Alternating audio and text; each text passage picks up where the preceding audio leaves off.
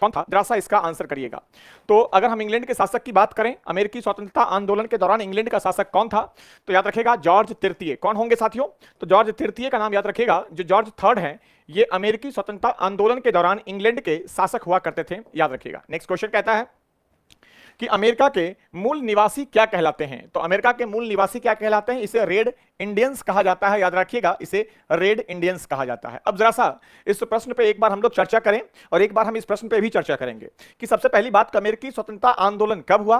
तो हम सभी लोग जानते हैं 4 जुलाई 1776 ईस्वी को अमेरिकी, ये अगले प्रश्न की ओर चलेंगे कि अमेरिकी स्वतंत्रता युद्ध किस संधि के तहत समाप्त हुआ था। अगर हम बात करें कि अमेरिकी स्वतंत्रता युद्ध की, कि अमेरिकी स्वतंत्रता की युद्ध किस संधि के तहत समाप्त हुआ था, तो साथियों याद रखेगा अमेरिकी स्वतंत्रता की जो युद्ध है यह समाप्त हुआ था 1783 के पेरिस की संधि। याद रखेगा क्या होगा, तो 1783 की पेरिस की संधि। तो 1783 की पेरिस की संधि अगर आपसे पूछा जाए कि किसके बीच हुई थी, तो आप क्या आंसर करेंगे, 1783 की ये जो पेरिस की संधि है, ये पेरिस की संधि एक्चुअली हुई किसके बीच में थी। अगर आपसे पूछा जाए कि 1783 में जो पेरिस की संधि हुई थी, तो ये पेरिस की संधि किसके बीच हुई थी, याद रखेगा ये संधि ब्रिटेन और उत्तरी अमेरिका के बीच हुई थी। ये संधि ब्रिटेन और उत्तरी अमेरिका के बीच हुई थी। ब्रिटेन ने उत्तरी अमेरिका में सबसे पहला कौन सा कॉलोनी बसाया था। एक्चुअली ब्रिटेन में 13 राज्य थे, लेकिन 13 राज्यों में सबसे पहला जॉर्जिया था, जिसको ब्रिटेन ने अपने उपनिवेश के तौर पर डेवलप किया। नेक्स्ट कहता है कि कॉमन सेंस और राइट्स ऑफ मैन के लेखक कौन है। याद रखेगा ये दोनों की दोनों चीजें, ये दोनों की तीनों किताबें जो हैं ये अमेरिकी क्रांति के दौरान लिखी गई है।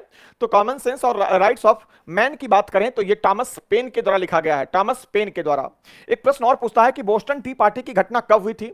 तो बोस्टन टी पार्टी की जो घटना है ये 16 दिसंबर 1773 को हुई थी। याद रखेगा 16 दिसंबर 1773 ईस्वी को हुई थी। कहते हैं कि इस दिन हुआ क्या था, तो इस दिन जो है अमेरिकी सैनिक ने क्या किया था कि ब्रिटेन के जहाज पे हमला किया और उसके चाय को समंदर में फेंक दिया था। याद रखेगा ये बोस्टन टी पार्टी की घटना थी। याद रखेगा बोस्टन टी पार्टी की घटना ये थी। तो ये हमारे 5 प्रश्न है जिसका आंसर हमने कर लिया। ये हमारा कि बंगाल काश्तकारी अधिनियम, ये काश्तकारी का मतलब क्या होता है, काश्तकारी का मतलब होता है कृषक, काश्तकार का मतलब होता है कृषक, याद रखेगा कृषक होता है, ठीक है। तो बंगाल काश्तकारी अधिनियम कब लागू हुआ, तो 1885 में। इसको कैसे याद रखना है साथियों, तो जिस साल कांग्रेस की स्थापना हुई थी, जिस साल कांग्रेस की स्थापना हुई थी उसी साल 1885 में बंगाल काश्तकारी अधिनियम लागू हुआ था। जिस वर्ष कांग्रेस की स्थापना हुई उसी वर्ष बंगाल काश्तकारी अधिनियम लागू किया गया था। इसको ऐसे याद रखना है कि उसी वर्ष बंगाल काश्तकारी अधिनियम जो है वह लागू किया गया था, याद रखिएगा साथियों, ठीक है। अगले प्रश्न की ओर चलेंगे कि वहाबी आंदोलन का काल क्या है। अब नेक्स्ट क्वेश्चन कह रहा है कि वहाबी आंदोलन के बारे में, कि वहाबी आंदोलन का काल क्या है। तो वहाबी आंदोलन के काल के बारे में पूछा जाए तो वहाबी आंदोलन का काल क्या हो जाएगा, तो इसका काल हो जाएगा 1820 से 1870 ईस्वी। वहाबी आंदोलन का कार्यकाल क्या है, तो वहाबी आंदोलन का काल की बात 1820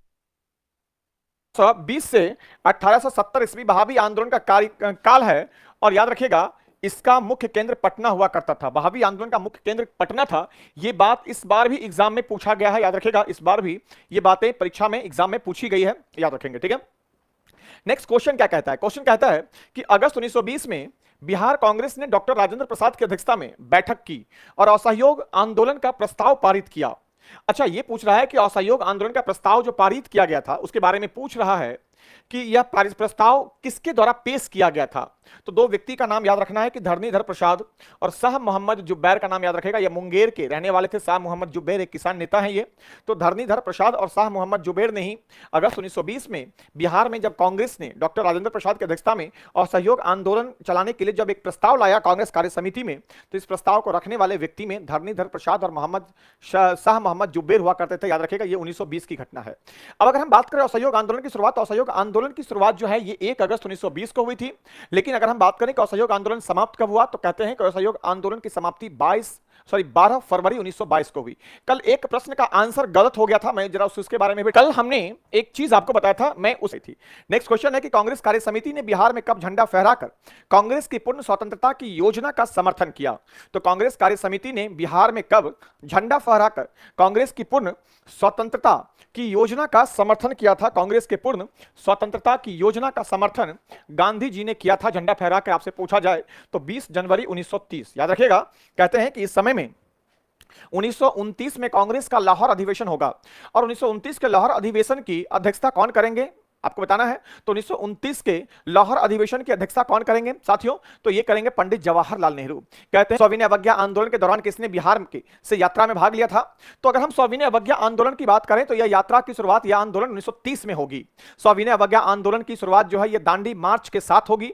कहा जाता है कि गांधी जी ने दांडी मार्च 1930 में 6 अप्रैल को समाप्त किया था।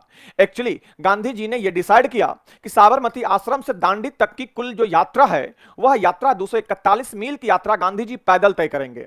उसके बाद साबरमती आश्रम में यह प्रस्ताव पारित होता है और गांधी जी के साथ में 78 सहयोगी तैयार होते हैं इस यात्रा को समाप्त करने के लिए। साबरमती आश्रम से गांधी जी 12 मार्च को अपने 78 अनुयायियों के साथ में चलेंगे और कहा जाता है कि 5 अप्रैल को गांधी जी दांडी तट पे पहुंच जाते हैं। लेकिन गांधी जी ने 6 अप्रैल की तिथि को तो चुना था नमक कानून के उल्लंघन के लिए। इस दरमियान गांधी जी प्रतिदिन लगभग 10 मील की दूरी तय करेंगे, लगभग 10 मील की दूरी तय करेंगे।